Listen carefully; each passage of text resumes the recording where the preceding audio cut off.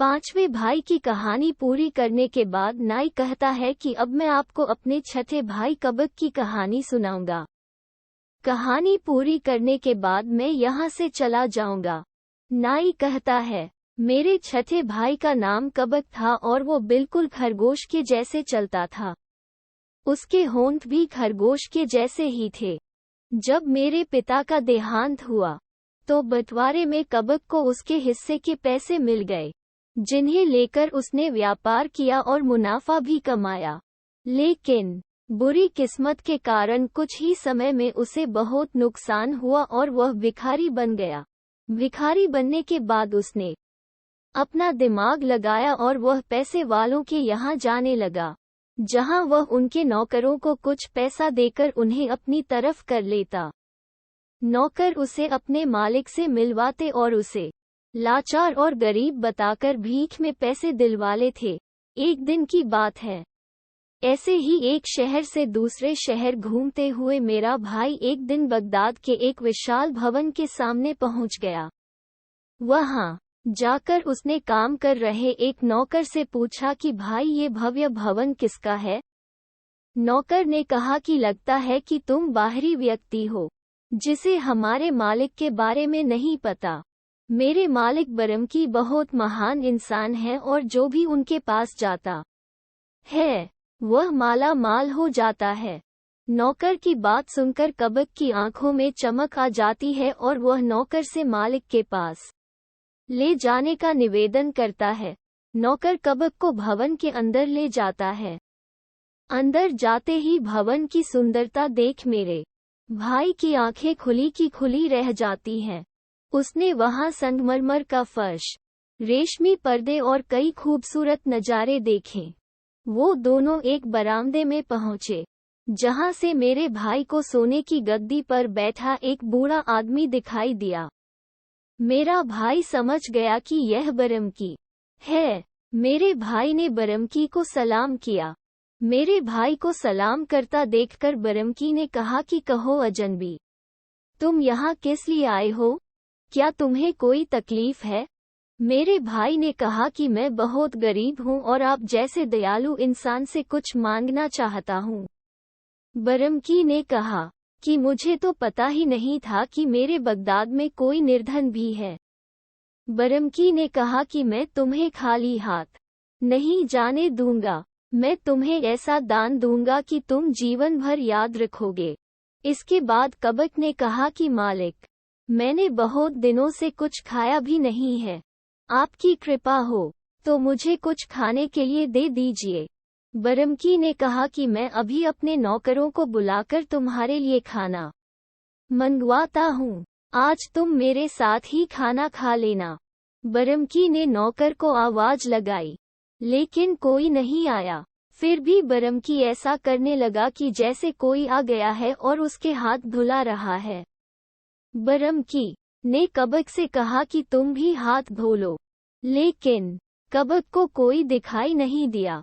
मेरे भाई ने भी बरमकी की तरह झूठ मूठ हाथ धो लिए।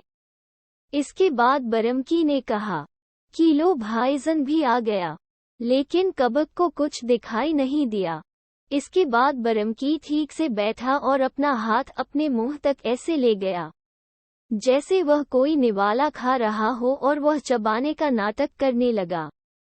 उसने मेरे भाई की ओर देखा और कहा कि मित्र, क्या देख रहे हो? तुम भी खाओ। कबक जो सच में भूखा था, वह इस दावत को देखकर हैरान रह गया, लेकिन कुछ नहीं बोला। तभी बरमकी ने कहा कि क्या हुआ भाई, तुम खा क्यों नहीं रहे हो? क्या तुम्हें शीरमाल और कबाब अच्छे नहीं लगते? मेरे भाई ने बरमकी की बात सुनी और उसने भी झूठ मूठ खाने का नाटक शुरू कर दिया। अपने झूठ मूठ के खाने की तारीफ करते हुए उसने कबक से पूछा कि मेरे भाई सच बताना, क्या तुमने कभी इतना स्वादिष्ट खाना खाया है? ये लो बत्तख और मुर्गे का स्वादिष्ट मांस चखो, और हाँ, ये बकरी का भुना गोश्त खाना मत भूलना। बरमकी ने एक एक करके सब कुछ झूठ मूठ खाया और कबक को अपने हाथ से भी खिलाया। कुछ देर के बाद कबक भी झूठ मूठ खाने की तारीफ करने लगा और कहने लगा कि मालिक, मैंने आज तक इतना स्वादिष्ट खाना नहीं खाया।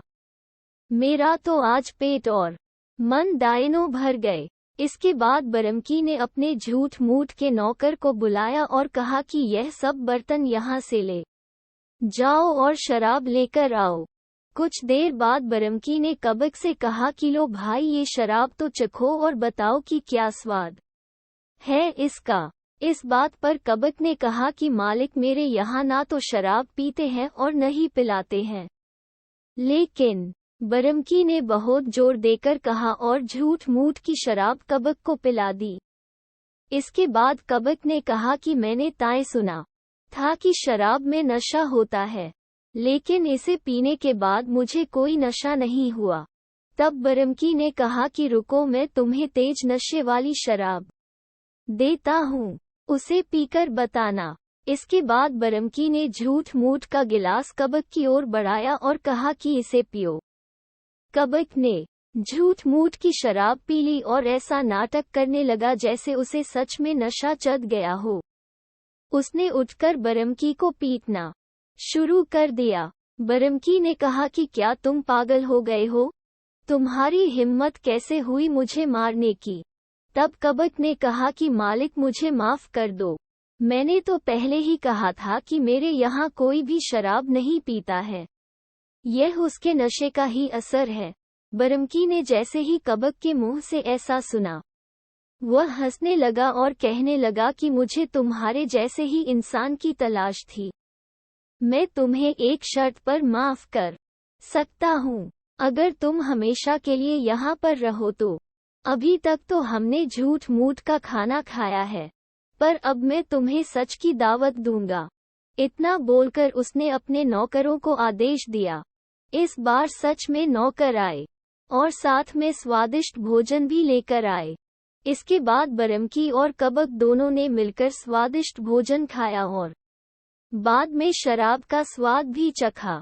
इसके साथ ही कुछ नाचने वाले और गाना बजाने वाले भी आए, जिन्होंने दोनों का मनोरंजन किया। इस बार मेरा भाई बहुत खुश हुआ। बरमकी ने उसे हर प्रकार से बुद्धिमान और कुशल पाया।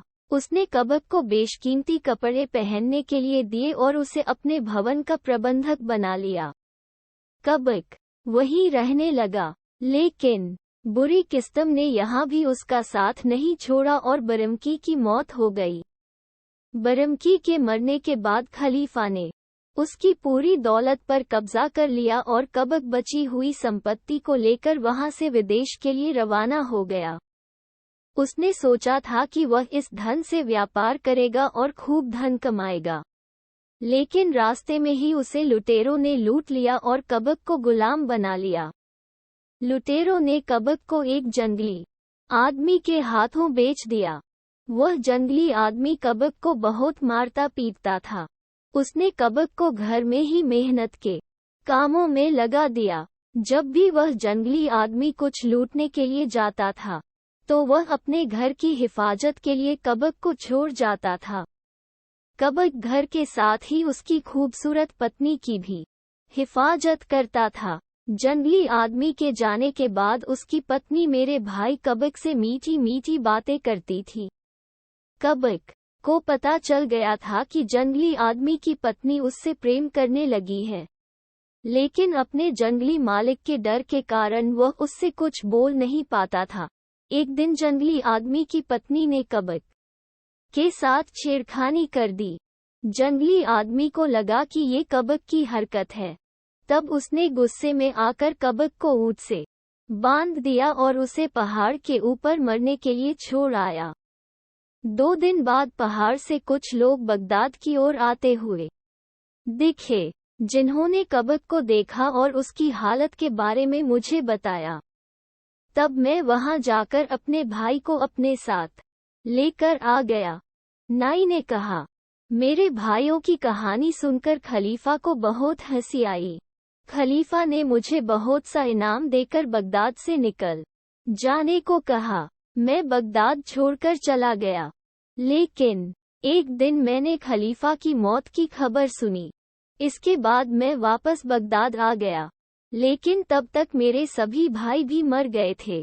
इसके बाद नाई ने कहा कि भाइयों के मरने के बाद मैंने लंगड़े और उसके पिता की सेवा की। इनकी सेवा करने के बाद भी ये मुझसे घृणा करते रहे। इस बात का मुझे बहुत दुख है। इसके बाद भी इनको खोजता हुआ मैं काशग आ गया। नाई की कहानी सुनाने के बाद दर्जी ने काशग के राजा से कहा कि नाई की कहानी के बाद हम लोगों ने भाईजन किया और मैं अपनी दुकान आ गया। शाम को जब मैं अपने घर वापस जाने लगा तो देखा कि ये कुबड़ा नशे की हालत में दुकान के सामने बैठा है और कुछ गा बजा रहा है। उस पर दया करके मैं उसे अपने घर लेकर आ गया। मेरी पत्नी ने भोजन में मछली परोसी। हम सभी भोजन करने लगे। जब कुबड़े ने मछली खाना शुरू किया तो बिना कांटे निकाले ही खाने लगा। मछली का एक बड़ा कांटा कुबड़े के गले में फंस गया। मैंने कांटा निकालने की बहुत कोशिश की, लेकिन तब तक कुबड़े की मौत हो चुकी थी। इसके बाद मैं चुपचाप उसकी लाश हकीम के दरवाजे से टिकाकर भाग गया। इतना कहकर दर्जी ने कहा कि महाराज, इसके बाद की सारी बात आपको मालूम ही है कि हकीम ने उसे मरा समझा और व्यापारी के गोदाम में फेंक दिया, जहां पर व्यापारी से उसे चोर समझा और उसकी पिटाई कर दी। उसने समझा कि शायद मेरे मारने की वजह से इसकी मौत हो गई है, तो उसने कुबड़े को एक दुकान से टिकाकर खड़ा कर दिया। महाराज, मैंने आपको सारी सच्चाई बता दी है। इसके बाद जैसा आपका हुक्म हो मैं मानने के लिए तैयार हूँ। बादशाह ने दर्जी की बात सुनकर अपना आदेश दिया कि तीनों लोग बेकसूर हैं, लेकिन उन्हें तब छोड़ा जाए जब नाई यहाँ आएगा। इसके बाद बादशाह ने आज्ञा दी कि नाई, जो कि इसी शहर में है, उसे दरबार में लाया जाए और उसके आने के बाद कुबड़े की लाश का अंतिम संस्कार कर तीनों को छाड़ दिया जाए। आदेश पाते ही नौकर कुछ देर में नाई को दरबार में लेकर आ गए, जो कि लगभग 90 साल का था। इसकी बर्फ जैसी सफेद बड़ी दाढ़ी, मूछें और लटके हुए कान को देखकर राजा को हंसी आ गई। राजा ने कहा कि मैंने तुम्हारी कहानियों की बहुत तारीफ सुनी है। मेरी इच्छा है कि कुछ कहानियां मैं भी तुम्हारे मुंह से सुनूं। राजा की बात सुनकर नाई ने हाथ जोड़ लिए और कहा कि राजा, मैं आपकी सेवा करने के लिए तैयार हूँ, लेकिन उसके पहले अगर आपका आदेश हो तो क्या मैं एक सवाल पूछ सकता हूँ? राजा ने हाँ में सिर हिलाया। तब नाई ने कहा कि महाराज, यहाँ पर यह दर्जी, हकीम और इतने सारे लोग क्यों जमा हुए हैं और ये कुबड़ा ऐसे क्यों सो रहा है? राजा ने कहा कि तुम्हें इन बातों से क्या लेना देना? नाई ने कहा कि महाराज, मैं कुछ सुनाऊंगा तो कुछ सुनना भी चाहता हूँ। राजा एक फिर नाई की बात सुनकर हंसने लगे और उसने दर्जी, हकीम और कुबड़े के बारे में सारी बात बता दी। इसके बाद नाई ने कहा कि महाराज, अगर आपकी आज्ञा हो तो मैं इस कुबड़े को देखना चाहता हूँ। राजा ने नाई को आज्ञा दे दी। आज्ञा मिलने पर नाई कुबड़े के पास जाता है और उसके शरीर को एक हकीम के जैसे जांचने लगता है। जांच करते हुए अचानक से वह जोर जोर से हंसने लगता है और यह भूल जाता है कि उसके सामने राजा बैठे हुए हैं।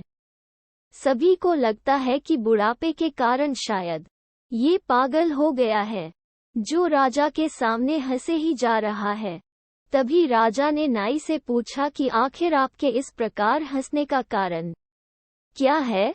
नाई हाथ जोड़कर राजा से कहता है कि महाराज, ये कुबड़ा मरा नहीं है। आप कहें तो मैं ये साबित कर सकता हूँ। तब राजा ने एक फिर नाई को आज्ञा दे दी। नाई ने अपने झोले में से एक तेल की बोतल निकाली और कुबड़े के हाथ पर और गले पर लगाकर मलने लगा। फिर एक छोटा सा चिमटा कुबड़े के मुंह में डालकर मछली के कांटे को निकाल देता है। थोड़ी देर बाद कुबड़े ने अपने हाथ पैर हिलाए और जोर से सांस लेते हुए उठकर बैठ गया। दरबार में बैठा हुआ हर कोई चौंक गया। राजा ने खुश होकर आदेश दिया कि सभी कहानियों को लिखकर शाही पुस्तकालय में संभाल कर रखा जाए। साथ ही दर्जी, हकीम और व्यापारी को इनाम देकर विदा किया जाए। साथ ही ये भी आज्ञा दी कि नाई को मासिक वेतन पर दरबार में कहानियां सुनाने के लिए रख लिया जाए। इस प्रकार से शहरजाद, जो मंत्री की बेटी थी, उसने पूरी कहानी कही और चुप हो गई। कहानी को सुनकर दुनियाजाद बेहद खुश हुई और उसने कहा कि ये कहानी तो बहुत ही रोचक थी। मुझे लगा कि कुबड़ा मर गया होगा, लेकिन नाई की बुद्धिमानी ने उसे बचा लिया। इसके साथ ही हिंदुस्तान के राजा शहरयार ने कहा कि मैं भी इस कहानी से बहुत प्रभावित हुआ, खासकर लंगड़े और नाई की कहानी को सुनकर।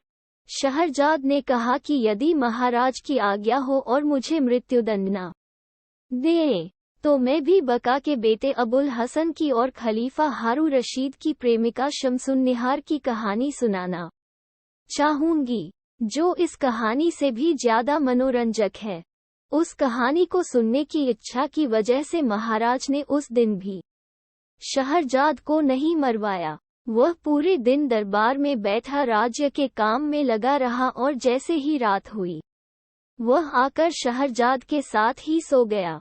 अगली सुबह दुनियाजाद ने शहरजाद को जगाया और कहा कि जिस कहानी के बारे में तुमने कल कहा था, अब वह कहानी सुनाओ। इसके साथ ही शहरयार की नींद भी खुल गई और वह भी कहानी सुनने के लिए उत्सुक हो गया। इसके बाद शहरजाद ने अपनी कहानी शुरू की। शहरजाद की कहानी किस प्रकार ज्यादा खास थी, ये जानने के लिए कहानी का अगला भाग जरूर पढ़ें।